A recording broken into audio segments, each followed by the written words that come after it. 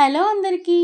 ఈరోజు మన రెసిపీ వచ్చేసి అసలు వంట రాని వాళ్ళైనా, ఇప్పుడిప్పుడే వంట నేర్చుకునే వాళ్ళైనా ఈజీగా చేయగలిగే బగారా రైస్.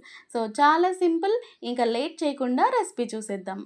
ముందుగా కడాయిలో 1 టేబుల్ స్పూన్ నెయ్యి, అలాగే 1 టేబుల్ స్పూన్ ఆయిల్ వేసుకొని, ఆయిల్ బాగా వేడైన తర్వాత హోల్ బిర్యానీ స్పైసెస్ వేసి ఫ్రై చేసుకోవాలి.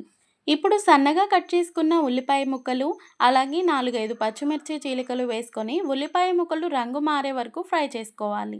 ఇలా ఫ్రై అయిన తర్వాత 2 టేబుల్ స్పూన్స్ అల్లం వెల్లుల్లి పేస్ట్ వేసుకొని పచ్చివాసన పోయేంత వరకు మగ్గించుకోవాలి.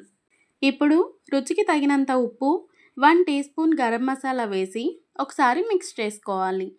ఇలా మిక్స్ చేసుకున్న తర్వాత నీట్గా వాష్ చేసుకున్న బాస్మతి రైస్, అలాగే సన్నగా కట్ చేసుకున్న కొత్తిమీర, పుదీనా వేసి 1 నిమిషం పాటు ఫ్రై చేసుకోవాలి. ఇక్కడ నేను 2 కప్పుల బాస్మతి రైస్ తీసుకున్నాను.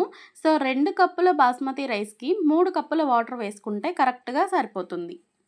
ఒకవేళ మీరు నార్మల్ రైస్తో ప్రిపేర్ చేసినట్లయితే కప్పు బియ్యంకి 2 కప్పుల వాటర్ తీసుకోవాలి.